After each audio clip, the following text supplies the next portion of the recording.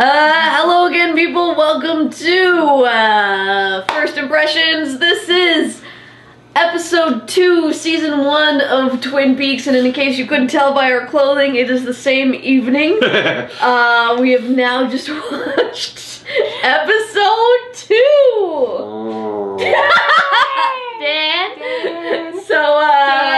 Dan. So continuing on from episode 1, right? The girls were talking to me before we sat down, saying that, and I agree with them on this, that now that we've established all of these characters and we've had their sort of weird ass walk on, now we are getting down to, okay, we've got a murder mystery, we've got these characters, let's proceed.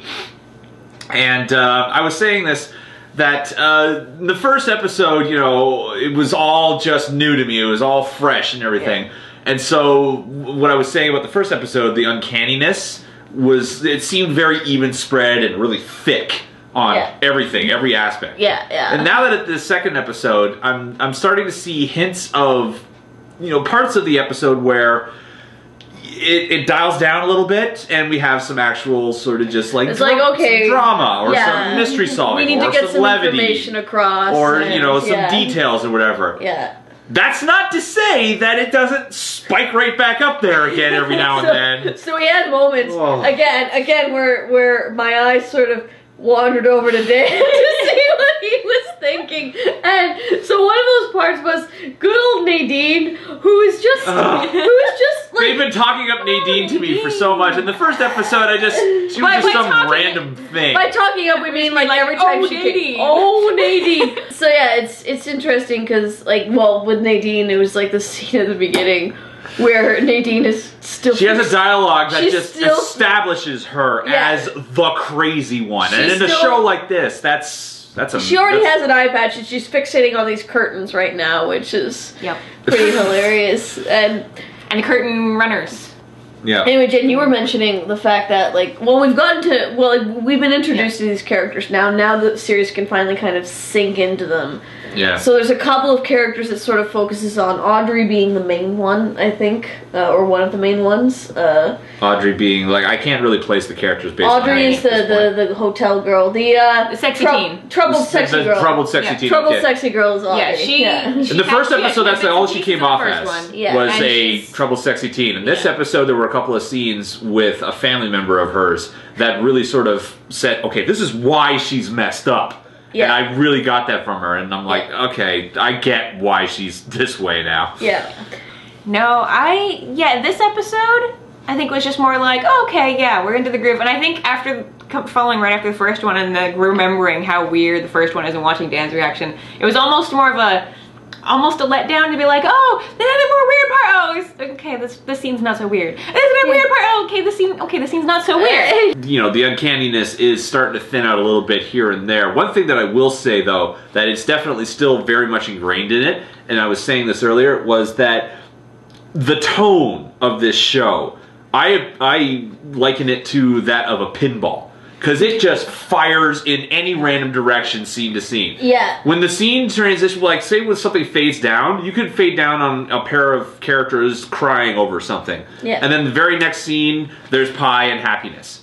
And then the very next scene, there's somebody, interrogating somebody. And then the next scene, there's somebody crying again. It just goes everywhere. And the music never changes! That's what I was going to say. So we never touched on this for the first episode, but it's very much a pinnacle of the series, which is the music. The synthy There's a couple of songs, and those are the Twin Peaks themes, and those are the songs used in the whole thing. The way I describe it is, it's music that is so unique because it's on a dramatic sad scene. It lays over top of it. It's not somber enough to add to the dramatic of the scene, or you could place the exact same song over a scene of happiness and everything, and it's just somber enough to not pep it up or everything. It rests in this weird limbo where it doesn't do anything to what's going on.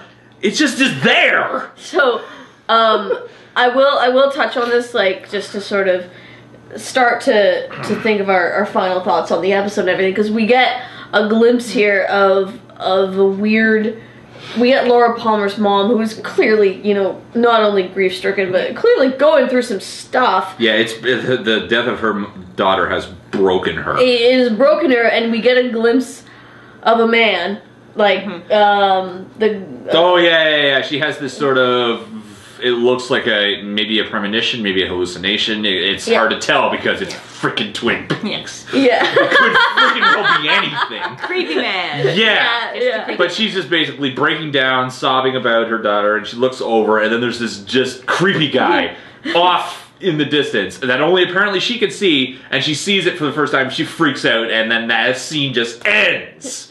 Which is also very abrupt and unsettling. The funny behind the scenes kind of story with that is that David Lynch basically grabbed the makeup guy. Yeah. And sat him in front and said, "You look scary. You look kind of creepy. Can you be in my creepy scene?" And I think the only other person that we sort of got to know in this was Shelley a bit. We got to just sort of solidify that her abusive relationship is super abusive. Yeah, her boyfriend. I'm waiting to see. Not her boyfriend, her husband. Her husband. Sorry, I'm sorry. He displayed one sort of uncanny tick. Everything else just makes him out to be a douchebag boyfriend. I'm waiting for him to sort of peel off some of the layers of his character, and I can see sort of what the uncanny David Lynch layer is on him. For now, most of the scenes that I've seen him in, he's just acting like a douchebag husband, which, you know, whatever. But there's that one scene where he was stabbing a knife into a football for no discernible reason whatsoever. And then, you know, his wife comes home and he's like, so frustrated by I am! Because I need to know why he was doing that. What was the scene right at the... Oh, it was the Indeed scene at the end, where you just sort of looked over at us like... Oh, no, you just sort of like... No, that was the log lady. That was the log lady. Log lady. Oh, yeah. Because the whole time she log was lady... like, oh yeah, we should... Okay, we'll touch on log lady before... This is our wrap-up talk, okay? Log lady. Log lady. Tell us about log lady. Log lady, like I mentioned before, it's you know, it's a logging community and everything. Logs are everywhere and everything, and I'm just pointing that out. And it's definitely deliberate that they're showing it all over this place because it ingrains the aesthetic of the situation. But log lady shows up in the diner just holding this log. And then she walks over and she overhears like the sheriff and the detective talking about the murder case. Yeah. And she starts talking about how her log saw something and how it can tell them secrets and everything. And my reaction to that scene started for like this, and I slowly went like...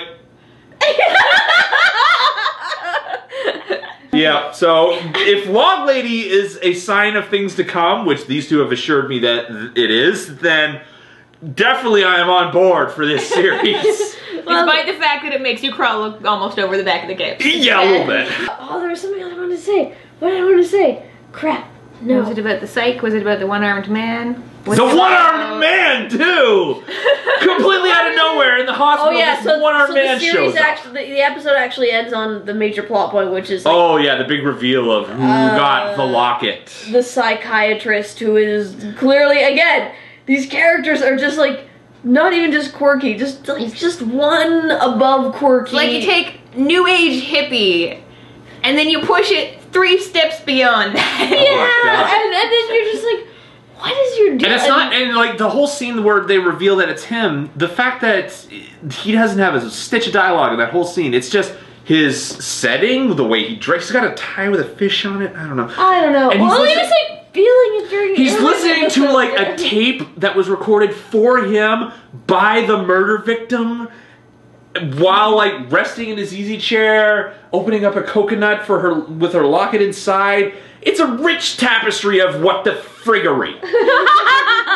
So we're learning more about Laura Palmer. We're learning more about the various what a Girl characters. Scout Laura Palmer was. What a Girl Scout. Oh yeah, I mentioned this too. Like every single thing they talk about her, she does charity drives, she did like tutoring and everything like that. And I say to the girls, I'm like, man, she was such a Girl Scout. And Jen replies, like, well, except for the cocaine. Yeah. Cocaine. And apparently the affair with the psychiatrist and the mental instability, let's not forget that. Cheating on everyone with everyone. Yeah. Cheating on everyone with everyone, you know, so it's really cool. Really interesting. So I don't know how she found enough time in the day. Dan, you can't watch episode 3 without me. That's all I'm saying. Oh, why not? Well, it was Sunday. Okay. Anyway, we'll deal with it. Anyway, thank you guys. That is it for episode 2. And we will see you later. Bye. Bye.